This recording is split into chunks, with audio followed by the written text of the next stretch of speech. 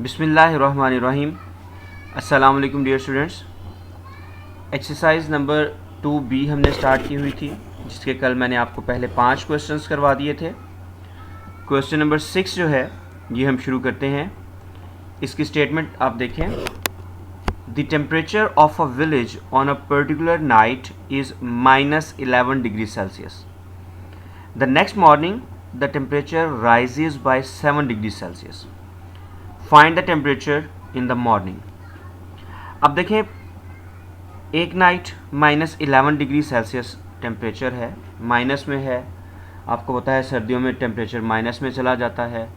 इस तरह जैसे कि मरी है और इस तरह के ऊंचे मकामात जो हैं वहाँ पे टेम्परेचर माइनस में आता है, बहुत सर्दी होती है, बर्फ़ पड़ती है। तो ये वो टेम्परेचर को रिप्रेजेंट कर रहा है कि -11 था। नेक्स्ट डे क्या हुआ कि इस टेम्परेचर में 7 डिग्री राइज हो गया टेम्परेचर, मीन्स 7 डिग्री अब हम ऐड करेंगे -11 डिग्री सेल्सियस में। ठीक है, तो इसको देखते हैं कैसे हमने सॉल्व करना है। तो ये आ जाएगा -11 डिग्री सेल्सियस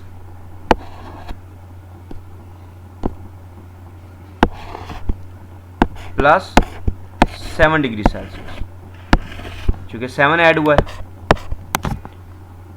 तो अब आप देखें इसमें दोनों में से 11 बड़ा है या 7 बड़ा है। जैसे कल मैंने आपको तरीका बताया था, तो डेफिनेटली 11 जो है वो बड़ी टर्म है, तो इसके साथ नेगेटिव है तो यहाँ पे नेगेटिव का साइन आ गया। और इस तरह से फिर क्या करते हैं कि ग्रेटर अमाउंट में से स्मॉलर अमाउंट को माइनस कर दिया जाता है। ग्रेटर अमाउंट 11 है, स्मॉलर अमाउंट 7 है, तो 11 - 7 = 4। तो टेम्परेचर कितना होगा? -4 डिग्री सेल्सियस। ठीक है, बड़ा आसान सा ये क्वेश्चन था कि -11 डिग्री सेल्सियस है टेम्परेचर और राइज हुआ 7 डिग्री सेल्सियस, तो हमने -11 में 7 ऐड कर दिया। अगर राइज होने की बजाय फॉल होता टेम्परेचर, तो फिर डेफिनेटली अगर सपोज दैट 7 डिग्री फॉल हो जाता तो -11 - 7 आना था, जो कि -18 बन जाना था। नेक्स्ट क्वेश्चन देखते हैं। नेक्स्ट क्वेश्चन है, the figure shows part of a thermometer, the reading are in centigrade, find the difference between the temperatures indicated by the points A and B. ठीक है, ए और बी में जितना डिफरेंस है वो हमने देखना है। तो अगर आप पॉइंट ए को देखें, मैं ज़रा जूम करता हूँ इसको, ये आप देखें तो ए वाला जो टेम्परेचर है ये -10 है। इससे पीछे आते जाएं, ये -9, ये -8 और ये -7। ठीक है, तो temperature at A point that is equals to -7 degree. यहाँ पर लिखता हूँ,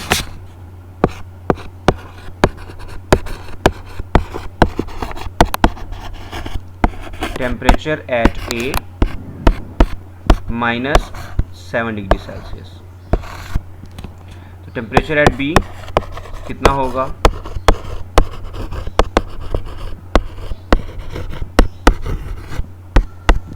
देखते हैं। और बी पर अगर आप टेम्परेचर देखें तो आप देखें ये 10 है, 10 से आगे 11, 12, 13, 14, 15 और ये कितना आ गया? 16, जो ये 16 डिग्री सेल्सियस है।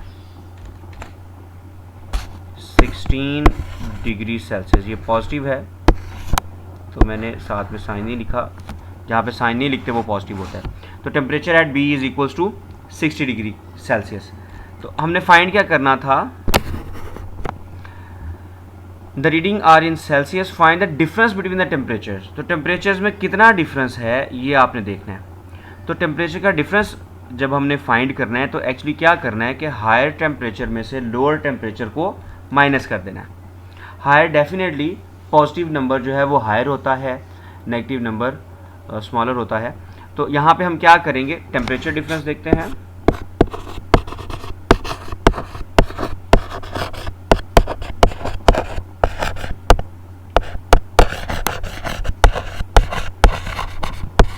Temperature difference equals to 16 degree Celsius -7 degree Celsius, ये आ जाएगा हमारे पास टेम्परेचर। ठीक है, अब आप देखें 16 पॉजिटिव है, 7 के साथ माइनस था तो वो भी माइनस है साथ में, तो minus multiply by minus plus हो जाता है। ठीक है, तो ये आ जाएगा 16 degree Celsius plus 7 degree Celsius. Just a minute.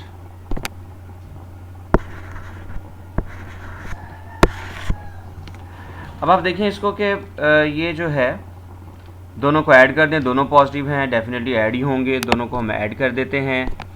तो 16 प्लस 7 कितना होता है जी? 23 डिग्री सेल्सियस। तो टेम्परेचर में डिफरेंस कितना है? तो टेम्परेचर में डिफरेंस आ गया 23 डिग्री सेल्सियस। सॉरी, ये मैं दोबारा ज़रा मिटा देता हूँ इसको।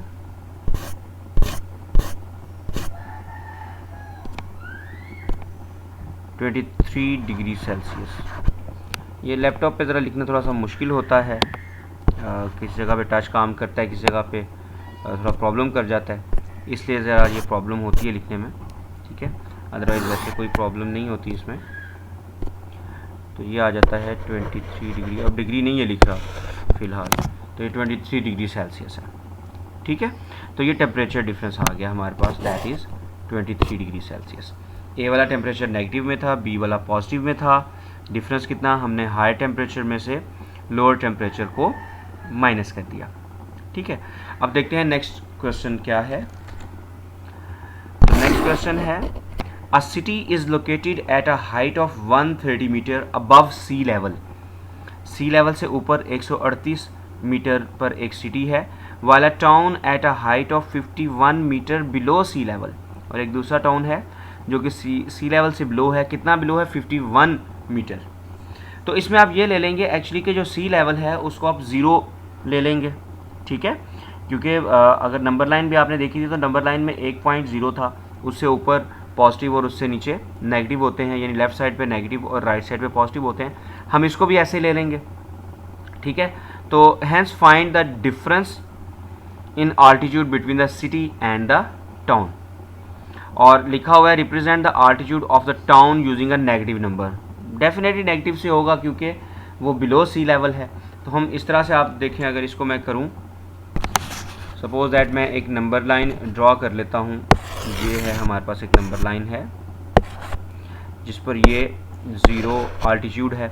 ठीक है, तो सपोज दैट जो हमारे पास डिफरेंस नेगेटिव में दिया हुआ है वो सपोज दैट -51 में लेट कर लेता हूँ कि यहाँ पर है, और दूसरा 138 है तो वो इस साइड पर है। तो अब हमने क्या फाइंड करना था इनका? Find the difference in altitude. तो आल्टीट्यूड में डिफरेंस क्या है? तो डिफरेंस फाइंड करने के लिए जैसा हमने क्वेश्चन नंबर 7 में किया, हायर वैल्यू में से लोअर वैल्यू को माइनस कर देंगे हम। तो ये आएगा 138 माइनस -51, और ये दोनों मीटर है। डिफरेंस इन आल्टीट्यूड यहाँ पे मैं लिख देता हूँ,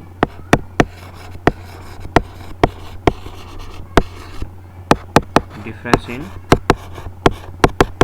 आल्टीट्यूड। वैसे ही जैसे हमने पहले क्वेश्चन में किया था, अब इनको माइनस और माइनस ऐड हो जाएंगे। 138 प्लस 51, अब हम इन दोनों को ऐड करेंगे। 8 + 1 9, 5 + 3 8, और ये 1 आ गया। तो दोनों में डिफरेंस कितना आ गया? 189 मीटर का। ठीक है, तो ये आल्टीट्यूड में डिफरेंस आ गया, दैट इज़ 189 मीटर। क्लियर होगी जी बात। अब नेक्स्ट क्वेश्चन की तरफ चलते हैं। Question number 9, using the number line find the difference between -2 and 3। तो आप अगर देखें तो ये -2 है और 3 कहाँ पर होगा? 1 2 3। इनमें आप डिफरेंस वैसे भी अगर आप देखना चाहें तो 1 2 3 4 और ये 5 का डिफरेंस बनता है। ठीक है, और आप कैलकुलेट भी करें, उसको मैं आपको बताता हूँ कैसे करें। -2 और 3 में डिफरेंस देखना है तो 3 में से हम -2 को माइनस कर देंगे, तो आएगा डिफरेंस। पार्ट 1 है ये, 3 minus minus 2 that is equals to 3 plus 2 which is equals to 5। तो 3 प्लस 2 इक्वल्स टू 5। और जैसे मैंने नंबर लाइन से भी आपको बताया कि अगर आप काउंट करें, ये -2 है तो यहाँ से आप गिनना शुरू करें, -2 1 और ये 0, तो कितना बनता है 1 2 3 4 और 5। 3 तक हम पहुँचे तो टोटल 5 का डिफरेंस बन चुका है एक्चुअली। ठीक है, अब हम आगे चलते हैं इसके सेकेंड पार्ट की तरफ। सेकेंड पार्ट में लिखा हुआ है कि the figure below shows a timeline for BC and AD। For example 2 BC stands for 2 years before Christ. हज़रत ईसा की पैदाइश से पहले 2 साल जो है उसे 2 BC लिखा जाएगा। 3 BC का मतलब ये होना था कि हज़रत ईसा की पैदाइश से 3 साल पहले। और and 3 AD stands for 3 years anno domini. और एनो डोमिनो का मतलब होता है which means in the year of the Lord, that is after Christ was born. ठीक है, मतलब कि हज़रत ईसा की पैदाइश के बाद 3 AD का मतलब हो गया कि 3 साल, कब से, हज़रत ईसा की पैदाइश के बाद 3 साल। तो अब यहाँ पे 5 BC लिखा हुआ है, तो 5 year before Christ and 5 AD का मतलब हो गया 5 year anno domini mean after the birth of हज़रत ईसा। अच्छा, अब आगे देखते हैं, इसको सॉल्व करते हैं कि क्वेश्चन क्या है इसमें। What is the main difference between the timeline for BC and AD and the number line. ये जो टाइमलाइन गिवन है हमारे पास BC और AD की, इसमें और ये ऊपर जो नंबर लाइन है या कोई भी नंबर लाइन जो होती है उसमें क्या डिफरेंस है। तो अगर आप देखें तो ये जो नंबर लाइन है इसमें दरमियान में 0 आता है। ठीक है, कोई भी नंबर लाइन होगी उसके दरमियान में 0 होता है, लेफ़्ट साइड पर नेगेटिव नंबर होते हैं और राइट साइड पर पॉजिटिव नंबर होते हैं। जबकि ये जो टाइमलाइन गिवन है हमें, जिसमें BC और AD के बारे में बताया गया है, तो आप देखें इसमें 0 नहीं है। तो मेन डिफरेंस जो है इसमें वो ये है कि नंबर लाइन में 0 होता है, जबकि ये जो टाइमलाइन है BC और AC की, इसमें सॉरी AC कह रहा हूँ, AD, ठीक है, तो इसमें वो नहीं है 0 नहीं है। ठीक है, तो ये तो डिफरेंस हो गया। अब आगे थर्ड पार्ट को देखते हैं। How many years are there between 2 BC and 3 AD। अच्छा, अब देखें ये 1 BC है, ये 2 BC हो गया। ठीक है, मैं यहाँ पे इसको ड्रॉ करके आपको बताता हूँ। जस्ट अ मिनट, ये ज़रा। अच्छा, 2 BC, हाँ जी 2 BC और 3 AD। तो 2 BC ये है, ये वाली जो लाइन है, और 3 AD 1 2 3, तो 3 AD ये है। ठीक है, अब आपने इसको देखें ज़रा, तो इसमें डिफरेंस हमने देखना है। तो आप देखें 1 2 3 और ये 4 का डिफरेंस है। ठीक है, इसमें आप ऐसा नहीं करेंगे कि आप जो है वो 3 में से -2 जो है वो माइनस कर दें, ऐसा नहीं होगा। उसकी वजह यह है क्योंकि दरमियान में 0 नहीं है। नंबर लाइन में दरमियान में 0 था, इसलिए हमने 3 -2 किया।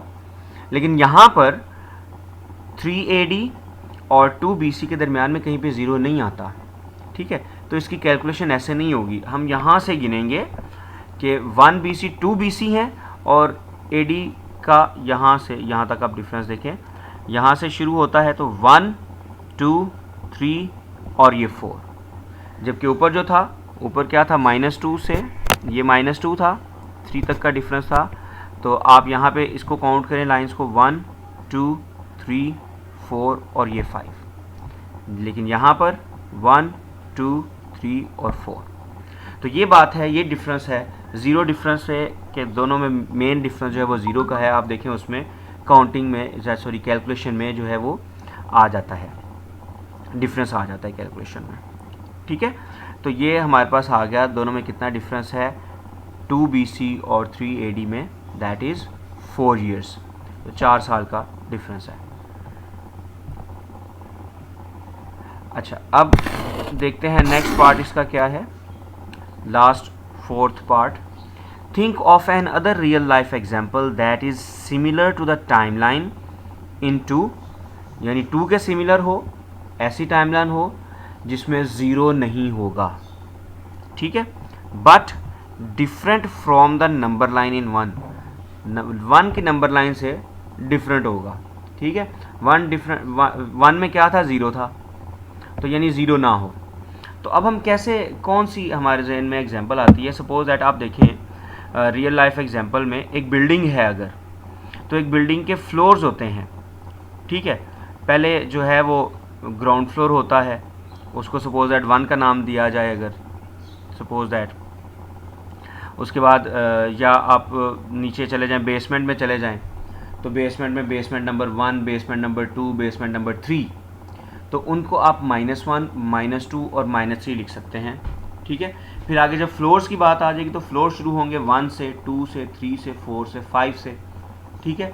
तो उसमें फिर क्या हो जाएगा, फ्लोर्स के नंबर 1, 2, 3 हैं, तो उसमें भी ज़ीरो नहीं आएगा। अच्छा, इसमें भी ये बात है कि कुछ बिल्डिंग्स में फ्लोर में ज़ीरो लिखा होता है ग्राउंड फ्लोर को, ठीक है, कुछ में नहीं लिखा होता। तो अगर लिखा हुआ है तो डेफिनेटली वो फिर एग्जांपल 1 की तरह से हो जाएगा। तो लेकिन अगर वो ज़ीरो नहीं होता है, किसी में नहीं होता है ज़ीरो, उसमें नहीं लिखा होता, तो वो फिर क्या है कि वो यही एग्जांपल आ जाती है जो कि 2 वाली है, जिसमें ज़ीरो नहीं आता है, ठीक है। तो स्टूडेंट्स, ये हो गया हमारे पास एक्सरसाइज नंबर 2B।